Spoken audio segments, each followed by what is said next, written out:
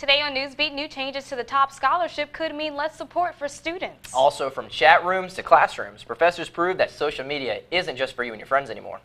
And LSU students receive an inside look into politics thanks to some congressional visitors. All this and more, Newsbeat starts right now.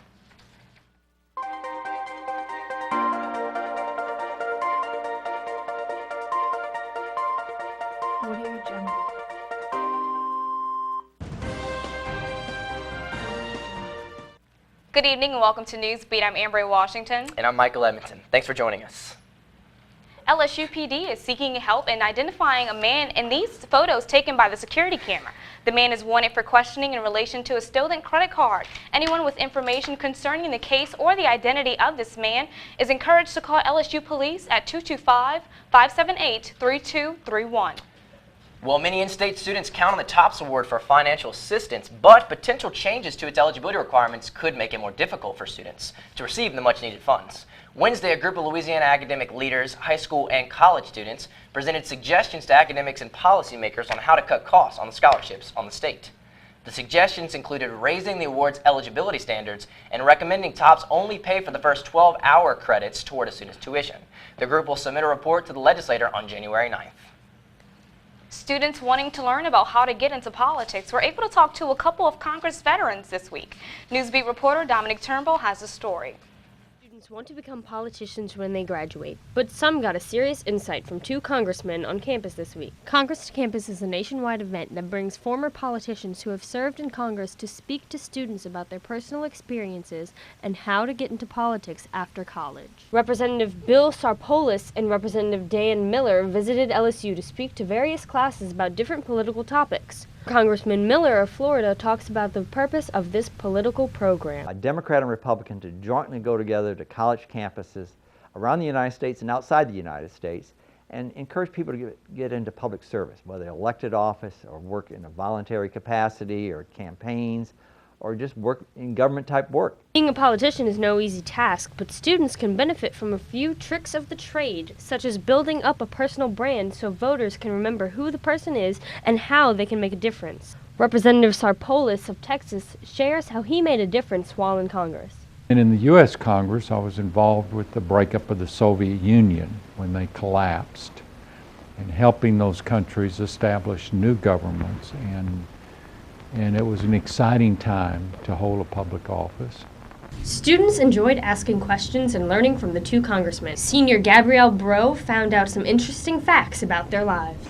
The most interesting thing I heard, I think, was from the congressman from Texas, talked about his involvement in bringing down the fall of communism, basically his involvement in Lithuania, and how, yes, he was a congressman from Texas and he represented a certain district, but that also allowed him to be involved in international politics that had some really huge consequences on our history and the history of communism. The game of politics can be a tricky one to master, but through this program, students are able to get a leg up on their competition.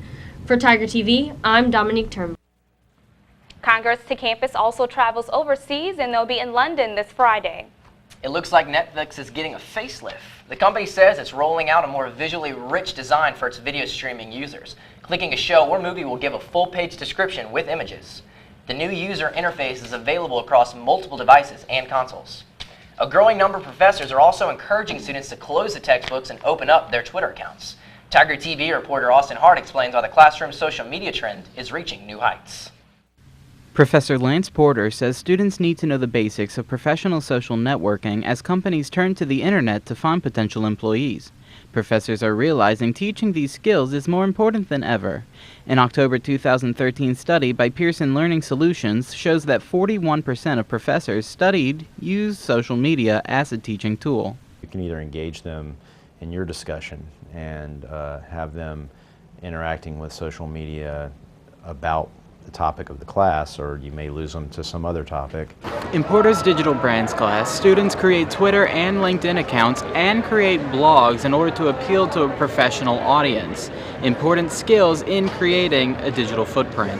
It really comes down to responding to your audience. You know, you really have to think about who your audience is and think about how you can prepare your message for them and those kind of things. Those are all things that people on the branding side really are comfortable doing. Other faculty members, like librarian Paul Richeye, utilize blogs to allow students to post assignment answers on their own public forum. I do like the idea of introducing students to blogging technology because I think that it provides a nice outlet for one's own expression. But social media use on campus extends outside the classroom. Sophomore marketing major Alexander Tardo runs social media campaigns for LSU Student Union.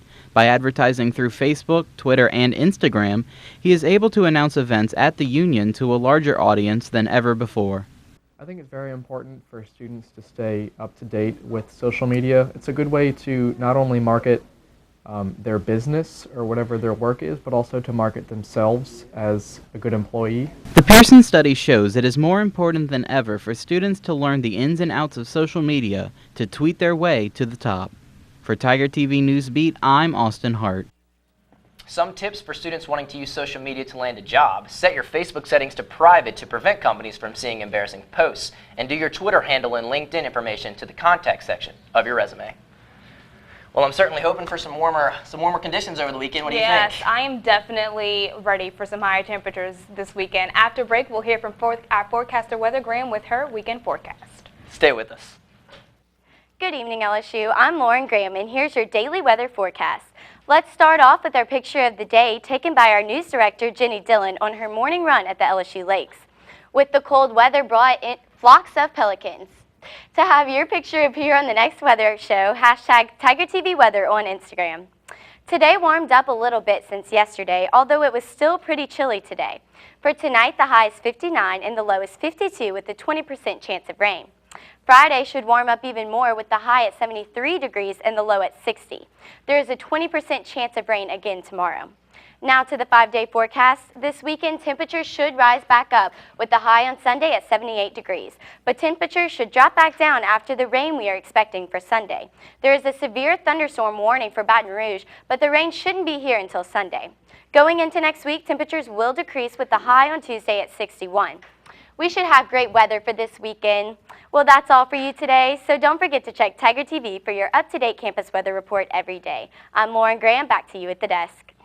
Thanks, Lauren. I think in our next segment, Student Organization Spotlight, we can expect some dance moves. What do you think? Yep, I'm pretty ready for that. Coming up after break, Katie Stewart tells us how one student organization is bringing dance for a cause to campus and could put your dance moves to good use. So stay with us. Welcome back to Newsbeat. I'm Katie Stewart, keeping you organized with all things student organizations. This week, I'm proud to cover the newest philanthropic organization on LSU's campus, and that is Dance Marathon.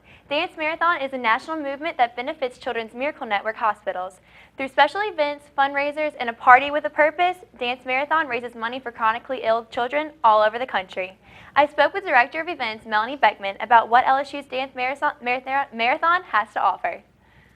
Yeah, our year-long fundraising culminates in a 26.2-hour event in February, and that is our actual dance marathon. It is 26.2 hours, and by attending, you pledge to stand the whole time for these kids, and it's really just a celebration of all of the hard work we put in throughout the year.